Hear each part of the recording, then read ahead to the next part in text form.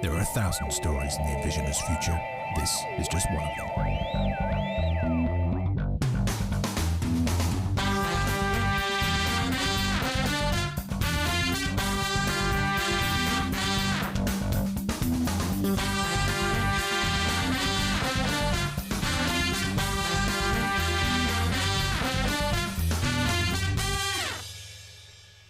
Well, good evening. How the devil are you? It's Dave Coplin here, back with another Future of Work live stream.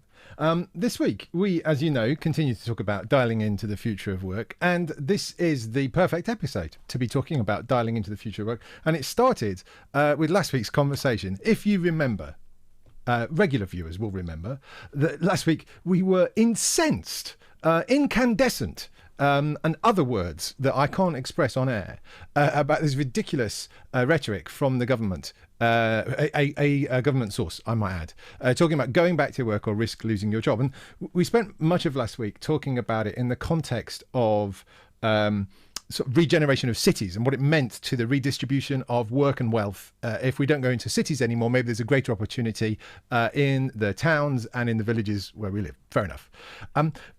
But actually, the thing that really sort of rankled after that show was this sort of complete lack of understanding of what happens in the world of office work, right? So I get not everybody does this, but in the world of office work, and the implication that, you know, and the implication what the government said in this article is basically, if you're not in the office, you're going to miss what's being said by your boss, which will make you vulnerable and more likely to lose your job. So, right, if I can't see you, you can't hear what I say. What planet, never mind what planet actually, what century are you living in that you think that is still the case? I love the irony in it, right? Because when the guy that said this, assuming it's a guy, it might be a lady, who knows? The person that said, if you can't be seen, we can't be sure you got the message. What do they think's going to happen with the thing that they wrote in the newspaper? They didn't see me read it. How do they know that I've got it? So this ridiculous notion that talks about working in an old-fashioned way. But look, forget my rage and forget my rant, although that felt kind of good.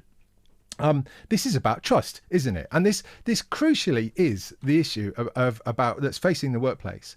And I'll deal with the government once and then I'll leave it behind, I promise. But what they're actually saying is that the majority of office workers in the UK exist in a world without trust. That's the implication of them, what they're saying. And I urge you all to rise up in rebellion, because that's just not true. Yes, of course, there are instances where there are, you know, the stereotypical terrible employers who really do believe in presenteeism and send the bums on seats memo and all that stuff.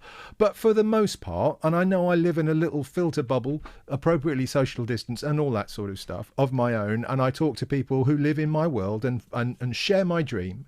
But the reality is that most people are able to work in a way that they've been employed to be a professional. They are trusted by the people that they work for, and they are expected to just to crack on and do a good job. That's kind of what we tell our kids, isn't it? It's like you need to be responsible, you need to be accountable, and you need to crack on and do your job. So I thought, rather than, you know, have another 30-minute rant about how ridiculous that message, I've done 3 minutes, so that's not bad. I'm going to leave it there. Let's flip it around and let's talk about, assuming you're an employee of an organization and you're working remotely, let's talk about the top tips that will ensure that you are not just recognized in your organization, but the value that you bring is recognized, and you're more likely to get hired and you're more likely to get promoted while working remotely. And so on that premise, I wanted to talk about a series of things. Now, Gary's on the line. Let's just quickly flip over to Gary. Say, hi, Gary. How are you doing? Oh, there we go. I need to move across. There you go. There we go. So, is that right? Yeah, no, wrong way, mate. Wrong way. There we go.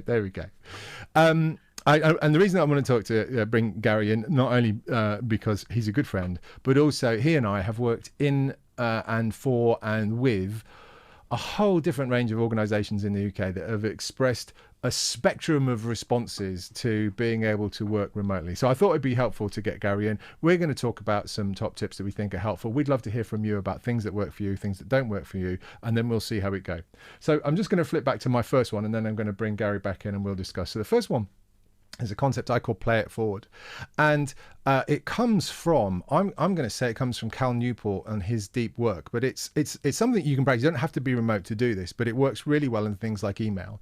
And it is simply the concept of thinking about what is the next action that you want the recipient of the information that you're about to give them. It might be in a meeting, it might be in a video call, it might be in an email. What is it that you want them to do?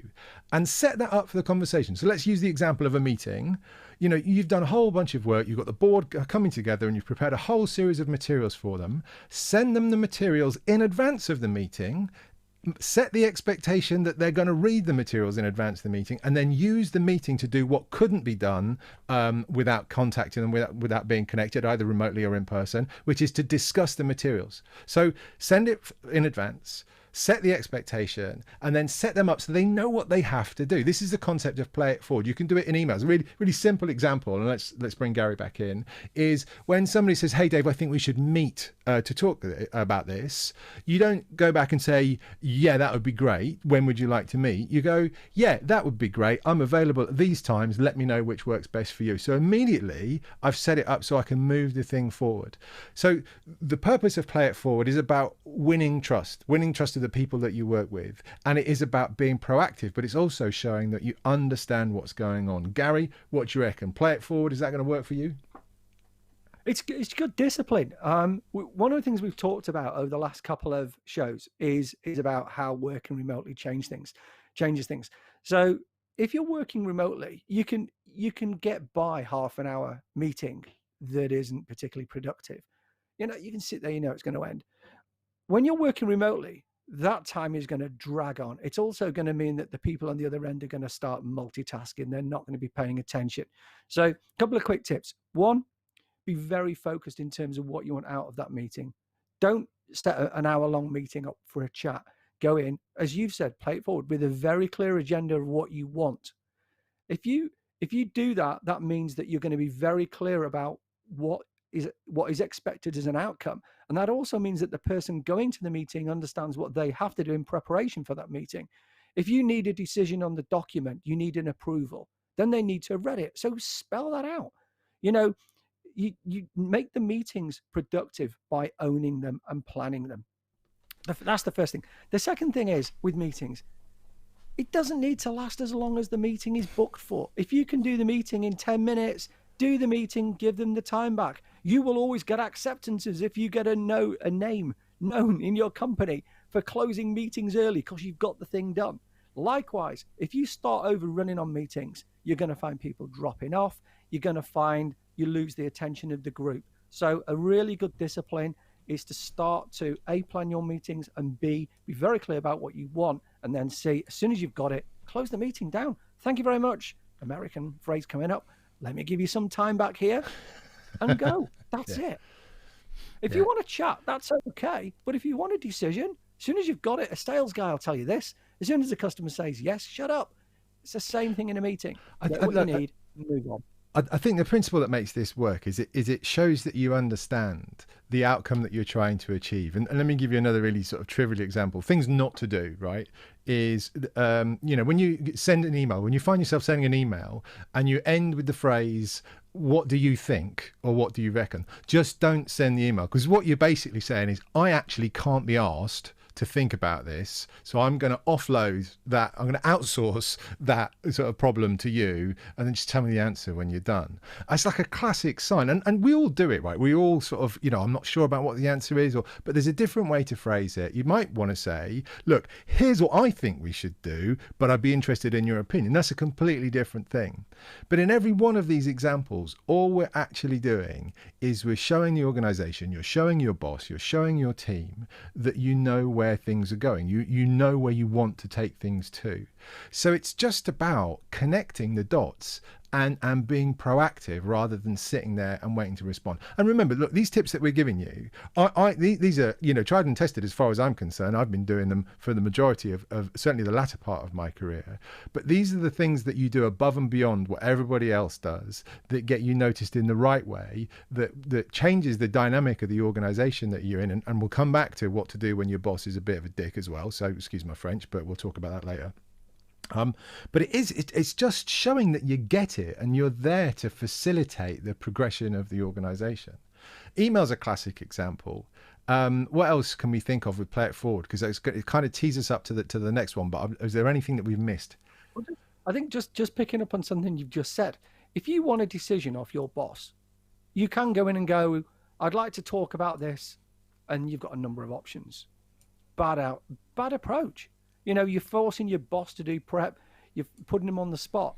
If you want a decision, the best thing you can do is take forward options and a recommendation. If he wants to do, if you need a decision on something, look, we've got, I see, the email can be, we have 3 obvious options here, a very quick pro and cons, I'm minded to go for option B because of lay it out. If he doesn't like that, he's going to change it. But what you've done is you've gone in with an action-orientated approach. You've gone in showing you understand the game, you've read it, you have an opinion, you have a view, and you're saying, this is what I want to do. If you get the support, great. If you don't, you've still got a great outcome because you've got a decision. And that's what you need out of this. And you've also you've shown that you've thought it through. So even like to your point, Gary, if it's the wrong thing to do, you've demonstrated that you've at least tried to move it forward. I'm going to pick on another sort of behaviour that's related to this, and Jazz has mentioned this, which is great. So great to have you with us, Jazz. He's talking about the number of times he's played Candy Crush in meetings. Is scary, and it's a bit like that culture. Easy, just don't play it now, Gary. We're on air. Jesus. Oh, sorry. Are we being all professional? Yeah. Jesus. How many times you've been in a meeting with people in the meeting with their laptops open taking notes? And we all know that taking notes on your laptop basically means you're playing Candy Crush, checking out Facebook or catching up on your email. If you are in those meetings, or if you are, the person that's in the remote call playing Candy Crush, you've got to do 2 things. And you've got to do this without being an arse. You got to walk out of the meeting or question why are we having the meeting? If these people are here but not engaging in the conversation, then actually this is something that we could have done elsewhere. We could have done this offline and collaborated it asynchronously. So take accountability for that. And again, I mean, I'm being very preachy here, but nobody likes a smart ass. Nobody likes someone who's so far up themselves that, I couldn't possibly go to a meeting like that. That's not what this is about. This is about how do we help our team move forward and how do we help our team be productive with what little time they have available. So on that note, I'm going to flip now to tip number 2, which is all about all right, there we go. Work in the open. Now this comes from I think this comes from the guys at Yammer, who very early on when sort of the principle of social media collaboration came to the organization. My first exposure to that, aside from using things like Twitter and Facebook for work stuff, was Yammer. And the principle of social media, if you think about it, compared to this principle of how we collaborate at work, they're fundamentally different things. So when I'm at work, my first choice is that I share nothing, right? Everything is locked away. My inbox is visible only to me and the email administrator, right? Nobody else. So if I'm not at work, you can't just go and have a look at my email. If I'm working on your project and I haven't responded, you can't find what you need. It's locked away. It's hidden away. Now contrast that to how we behave in social media world, where actually our primary principle is we are here to share information. I share first and then I decide what I'm not going to share. And the guys at Yammer and people like Slack and all these other guys, they figured out that actually you can massively increase the agility and fluidity of the transfer of information around your organization simply by what they call working out in the open. So rather than locking away things in email, you're collaborating, you're working on stuff in open forums. They might be constrained within the firewall of your organization, but they're visible to everybody. And what this means is that I can go and have a look what Gary's doing. I don't have to ask his permission. I haven't got to, wait for him to respond to an email. It's all there. And so I'm set up to actually, back to that play it forward, to move things forward. Now this culturally is a massively different way of working. It's part of the reason that we have organizational silos. The finance guys will be sitting there, I don't want the marketing guys to see my information. The marketing guys then, I don't want to see what the developers are doing. All that sort of stuff. It's the same principle. And unless you change that, then actually you restrict people's ability to work. Now, when we were in the office, it was a bit easier because I might be walking down the corridor and I might bump into the marketing guys and I might say to her, hey, what are you doing? Because, I've been working on this project. It would be great to know this, but that's not going to happen when you're remote. So if you want to change that, you've got to start to work out in the open. Gary, what do you reckon to that? Love it. So there's a load of tools within your organization. So a couple of quick caveats. One, if you share it on corporate systems. Don't share it outside the organization. No one's going to love you if you stick Remember, it on kids. yeah. Well, one of them's going to get you the gold star. The other one's going to get you fired. Don't share corporate information in insecure networks. The IT guys will have you for that. So, and if you don't have the tools, ask for them. But the other thing, this is a massive benefit for you. It's a bit counterintuitive. Give away your IP. Give away your ideas. And the reason is because you're building on the most simplest of concepts of build shoulders of giants. Yeah. Allow people to build on your work. Yes, they're going to get some credit, but people are going to know where that comes from. People do know. You might not get the awards, but they'll know it will come back in time. So there's a thing. The second thing is, if you make your work available, you're going to reduce the amount of contacts you get, bad contacts. Can you help me with this? Can you do this? Where can I find this? Your email is going to be full of that stuff if you're a reasonably creative and helpful person. So put it out there. Allow people to find it. If necessary, just stick a one line on the bottom of your email signature. If you need any stuff, my stuff is here. This is my shared OneDrive. This is my SharePoint site where you can get it. And let people go and find it. There is nothing nicer if you do this than suddenly getting a thank you from someone you've never met because you've helped one of their team get some really good work done. So I love the idea of default sharing. And again, Jazz has brought up a brilliant point. And so Jazz is in a position a bit like me, actually, or Jazz more so, where he's not within the constraints of a single organization. He's working on this amazing project. In fact, Jazz, I must get you on this show because I'd love you to talk about it, is where basically he's trying to bring coding to lots of people, regardless of where they are in the world. So he's doing projects in India and Africa at the moment, but he's based in the UK. And Jazz is an engineer by trade, but he's one of these really lovely creative guys who can inspire, well, I was going to say young minds, but all minds, with the potential of what you can make with engineering. And with him, it's a bit of code and it's a bit of, making something physical.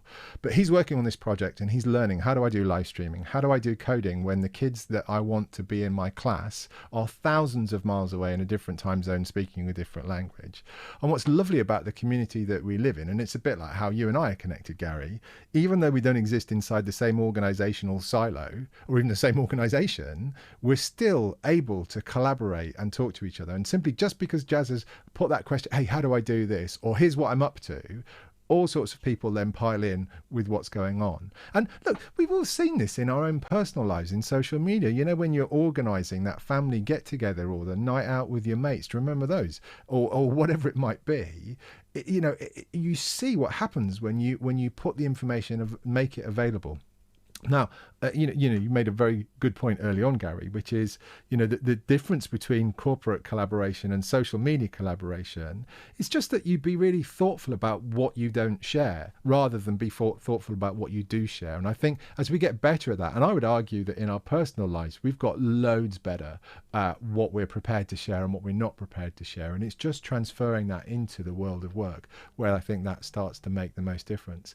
I would argue probably this is the most significant cultural hurdle your organization will have to go through to progress into this world of remote working. Again, it's back to trust, isn't it? Do I trust you to see, just reminded of this brilliant analogy, actually. So do I trust you to see my work before I'm finished? And it reminds me of I have to tell you this story because it's so good. We were, back before I worked for Microsoft, and obviously I no longer work for them now, but we were a large global customer for Microsoft. And I remember we would go once a year to Redmond, like most organizations would do, to see what's going on and what's happening. And we were talking to the head of the development of what was Windows Vista at the time. And Vista was still a good 18 months from being released. And we said, oh, look, it'd be really interesting. Could we take a look at, what you're working on? And the lead developer simply turned round to our global CIO and he's like, no, that's kind of me letting you walk into the John before I've had chance to flush. It's just, Yeah, we're all like, okay, moving on. Anyway, I had to share that. So look, working out in the open is great. You've got to be prepared for it. You've got to be ready for it. But also it's about being confident in your role and kind of what you're doing. So I'm now going to go to number 3, which is all about doing what's needed, not what's required. I think this works well if you're in an enlightened organization that is all about purpose and not all about mission. And what I mean by that, the mission statement is the love letter that you send to yourself as a company. Oh, I love the things we do. Nobody else can do things like we do. They're encompassed typically in vinyl letters that are printed 2 feet tall and stuck in your corporate reception that nobody reads or nobody cares about. Whereas your purpose is a bit more special. Your purpose is what you enable your customers to do as a result of you being you. And organizations that have thought about that purpose basically equip their people to do something really special, which is, this may well be the constraints of my job description, but given the problem that I'm trying to solve or the opportunity I'm going to see, I'm going to work beyond the boundary of that job description because there are areas where I think I can add value. And it is about being proactive, and it is about taking accountability. Again, all of the things we tell our kids to do when they go into the world of work.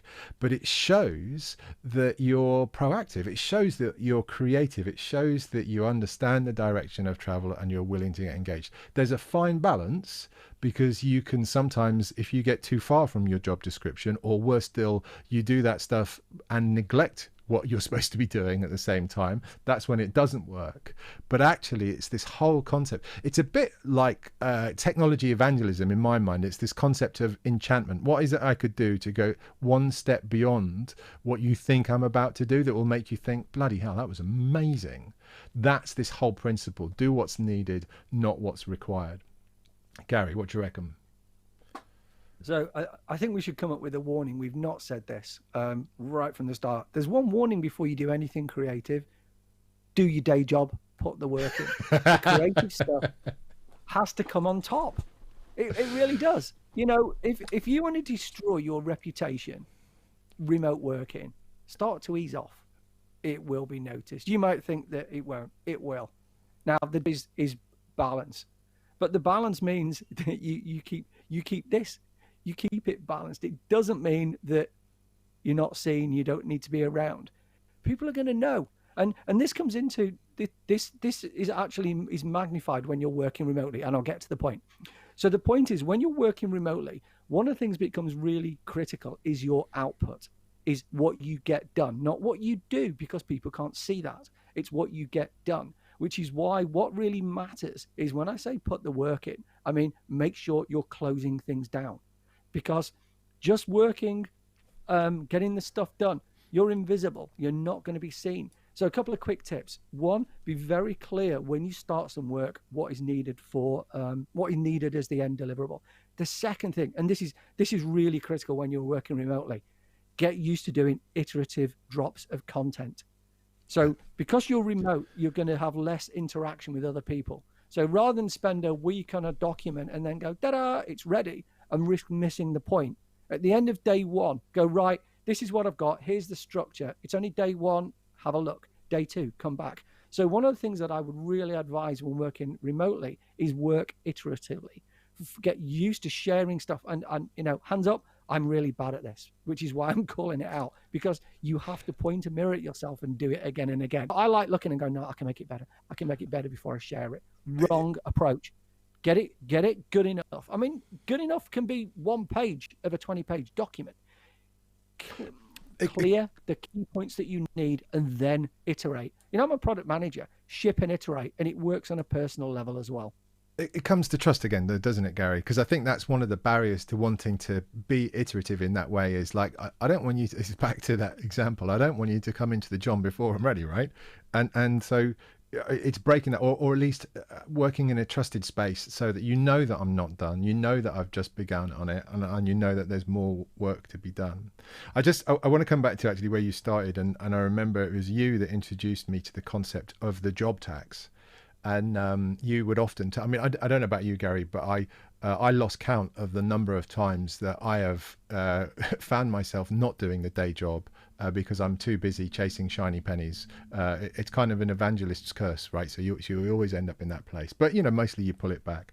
But the job tax is, what is it that I have to get done that pays my entry ticket to be in the organization or to be in the role that I'm in? You may not love it, but it's the stuff that if you don't do it, you don't get the privilege to go and do the other stuff on. So I think once you learn, and certainly for me, once I learn to accept the job tax, and your job going forward is then you want to, just like normal taxes, you want to keep the amount of tax you have to pay to the absolute minimum. You're right, I've got to get this done and then I'll move forward. So I think of it in those terms. I do think it's about, again, building that trusted space, and it doesn't necessarily have to be in your team either, does it, Gary? I think you can, if you're working in the open, you're laying yourself open to find other like-minded people in the organization who can do things, add value to what you're doing, take you further than you could have done on your own. So a couple of things which are actually benefits of working remotely. Don't be afraid to reach out. So one of the things that's actually much more easy when you're remote is to be able to reach out to people. So previously you might have had to get to the 5th floor, go and knock on the door, get past the PA, the intimidating department of cool that you wanted to get into. Well, being remote, you've got no excuse not to contact them. So if you want to collaborate with somebody, just ping a quick note off. Don't be detailed. No one loves long emails as a first introduction. Just go, look, I'm looking at this, would love a few minutes of your time. Do you have any time next week? And if they come back, cancel anything that you need to be there. But don't be afraid to reach out inside the organization or out. So I'm not going to promote Microsoft. LinkedIn's bloody brilliant for this. You go and find somebody, go and connect. You'll be surprised how many people come back. And, obviously if you're going with a sales approach, then expect to get shut down with a lot of people. But if you go in genuinely with an honest message, an honest ask, you're transparent about what you want, you'll be surprised how many people asking you. What's the cost of that? A couple of minutes. Those networks that were going to pay back huge dividends. So you are remote, you're outside your organization, but you have a huge world that you can plug into inside your company, intra-company, so partner companies, suppliers that you can work with, perhaps customer organizations you want to connect to. So don't be afraid to reach out when you're working from home. It's actually much easier. And if they don't reply, it doesn't matter. Move on. Yeah. So look, in the interest of time, we talked about 3 top tips, right? So we talked about play it forward, we talked about working in the open, and we talked about do what's needed. There are 2 other things that I wanted to throw in as a bonus feature. So this is something that Gary and I have talked about a lot recently, which is about getting your Zoom on. Other remote platforms are available. But look, we live in a world where most of your devices have a camera. Just because you have a camera doesn't mean that you get to use it properly, you get to join a call in the right way. If you want to be taken seriously, if you want to be adding value in your organization, that means not only do you use your camera, you need to think about how you use it. You need to think about your setup. You need to make sure that you are well lit. You are not sat in some dark room with a bright window behind you. Like these people here, they are able to see what's going on. The camera is appropriately placed at eye height, and dress code as well. And all right, I'm slightly on the casual side today, but look, my mum would always tell me if I was going into an important meeting that I should dress to impress. And it's the whole thing about dress for the job that you want and not the job that you've got. It all matters. How you turn up on video makes a world of difference. And the best thing about that is, even if all you do is you do it with the crappy webcam that's in your crappy work laptop, but you get one of your bedside lights and you stick it behind the camera, or you get a couple of telephone books if they're still a thing and people still have them, I don't know, cereal boxes, that'll do,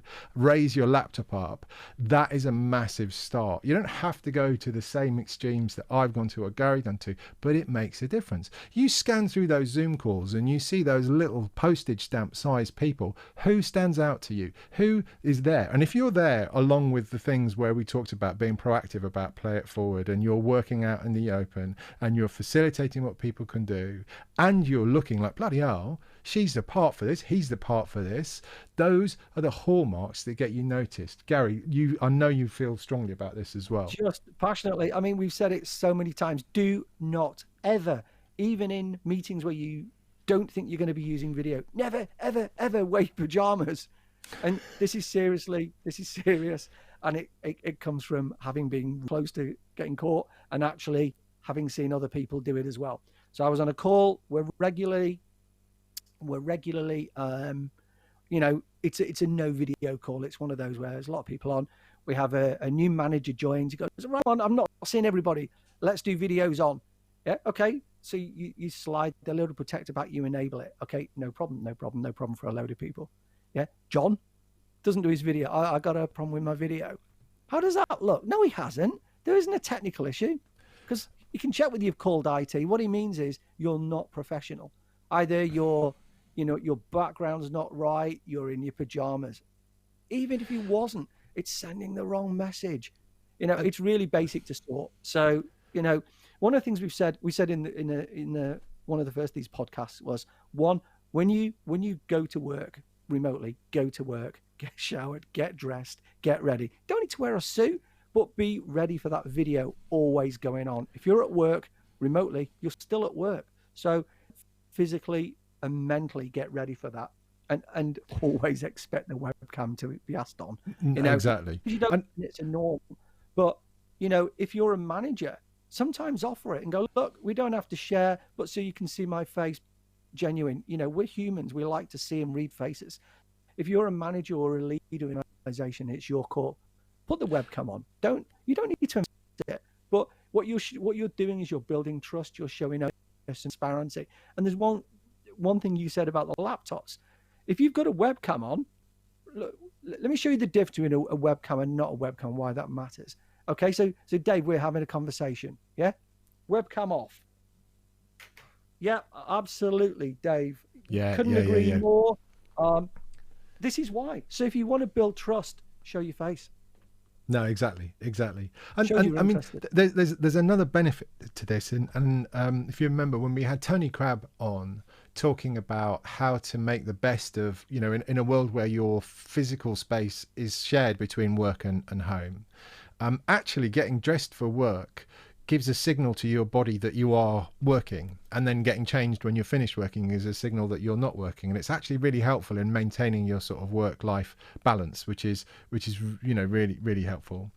The other side of this, and this, Gary, you raised this to me in an email today, was this one of the most wonderful things I think has happened about working remotely is we've gone from a world where I daren't show the fact that I'm at home and might have a partner and kids and or dogs, to, do you know what, I'm at home and guess what, I've got a partner and kids and dogs and they're all a bit mad. That's fine, but it's how you manage it. So, if you're doing something super important, then actually manage it such that the dogs aren't going to be disturbing you or the kids aren't. And of course, there are always situations where, it doesn't always happen. But again, it's just showing that you've thought about it, you've been proactive about it, and you're managing it in the same way that you would manage all of those things as you walked into whatever big meeting you were about to go in to nail it. So in the interests of time, the question that I know that many of you will be saying is, look, this is all well and good, but actually, Dave, my boss is a dick.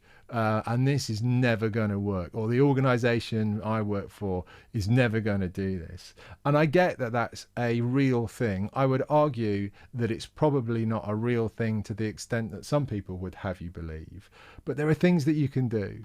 And, again, I often find that the challenge that when you've got someone and, let's say you've got a boss who really is all about bums on seats and they've sent you the email, Dave, and, I've had a few in my time. I can't, you're not in the office enough. I don't know what you're doing. You got to come in. Well, the thing is, it's just saying, I don't trust you. Now, there are a number of reasons why they may not trust you. They may be right to not trust you. Maybe you've not done a good enough job of giving them the confidence that you've got it and you're on the case. So the first thing I would start to do is do all of the things that we've talked about. Be proactive, show them that we've got it, help them understand their world. What are the things that they're getting measured on? Who's going to give them grief about what you're doing? All of those things. Try to win their trust. And I think invest your time there and get that to happen. If at the end of all of that, you've got the boss who just doesn't matter what you do, you've kind of only got two choices, I reckon, Gary. What do you think those two choices are? I know what one of them is. Legal. So, no, what you're doing is you're highlighting a much, much deeper question for people. So are the phrase has disappeared recently, but when I started, years ago and started working remotely, you heard a lot about the freelance mentality. Yeah. What are you there for? Are you there? Is your engagement at that company the only option that you have? Or are you a professional who's taken responsibility for your career and you're going to do what you can? You're going to try and work around this, but ultimately you realize that if your potential has been absolutely capped and absolutely limited, your option is you need to look around. Now, this again comes to sharing. Yeah. You're not going to find that job. What you've got to do is allow that job to find you. So it doesn't need to be an immediate thing. Never put an ultimatum on the table. But I'd guess at a personal level, if I was advising anybody, one, there's a lot of things you can do to manage your boss. Make sure you are doing all the things that we've said. Be constructive, be proactive. But if you do have a boss who's, as you said, going to require us to use a little bit of French, you're going to have to, go as far as you can in managing that. But then if you don't, you're going to have to look at other options. Is that another move? Is that another team? Is that another organization ultimately? So I think it's not an easy thing to say, and it's probably the worst time in a long time to want to move. Yeah.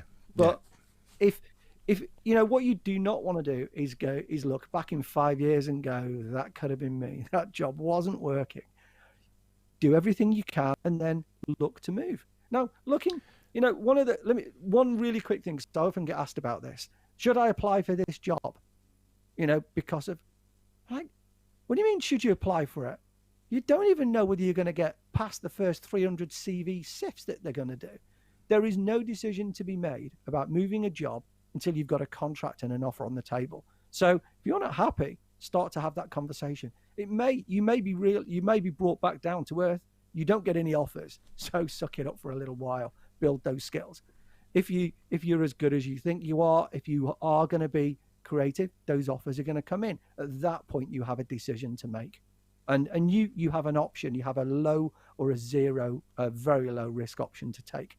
But if you're not happy, test the waters. There's nothing to stop you looking around, nothing to stop you applying. Be careful how you do it, so you're not opening up the wrong messaging. But that could give you a level set in terms of those offers aren't out there. It is a really tough market. I've got to weather this out of it.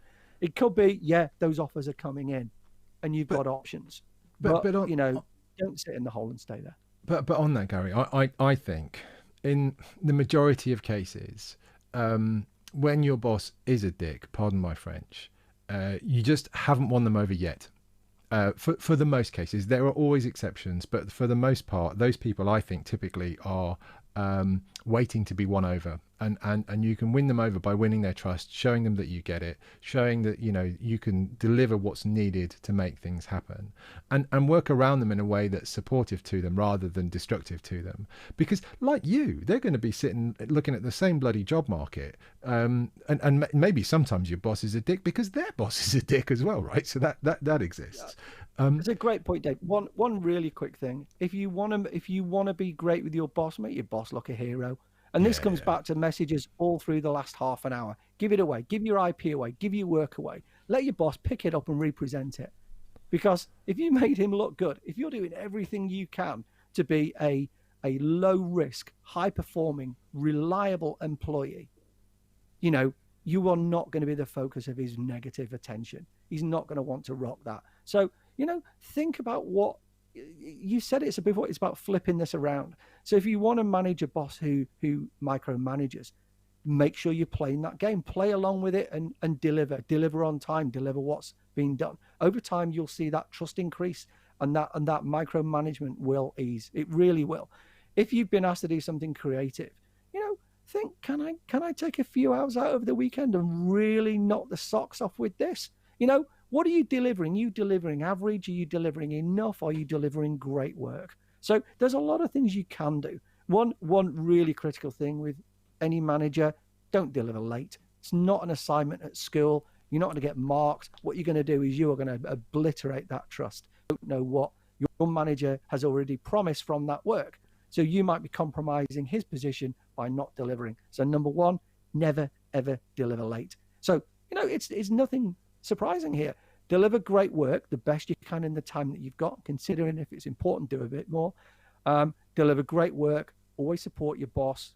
Is that easy? No, but is it tempting to want to rant off to a co-worker? Yeah, don't. Yeah. Really don't, and absolutely never do it remotely. You do not know whether you're being recorded, and you've got to be honest about this, because some people will play this game. Be the professional you'd want in your team. On the promise, over deliver, hit it on time, and don't be an arse. Well, look, that's fantastic, Gary. And on that note, we're at time. So, Gary, I've got some housekeeping to do before we go. So I'm going to say thank you to you. Thanks for giving us your insight and wisdom, because I know, well, you and I shared a lot of these experiences together, and we've gone on to have some of our own too. So thanks for turning up, Gary. And what did I want to do now? I wanted to talk to you about one of our friends, Richard Tyler, who you should know is a great friend to us here at Rise of the Humans and was with us on episode 4. It's been a great supporter of what we're doing. And he's doing the most amazing thing. He is on October the 12th. He's offered to do some work in support of this campaign called One Voice, a campaign against living miserably. He is going to offer 18 sessions working with your organisation on mental health for free for any organisation around the world. The number of 18 is chosen because every day 18 people in the UK with mental health conditions take their own life. This is a big deal for Richard, as it's a big deal for all of us, and he's doing this amazing thing and putting his heart and soul into it, as he always does. I'll put the link to how you sign up. The sign-ups are, I think they only opened yesterday, so there's still places.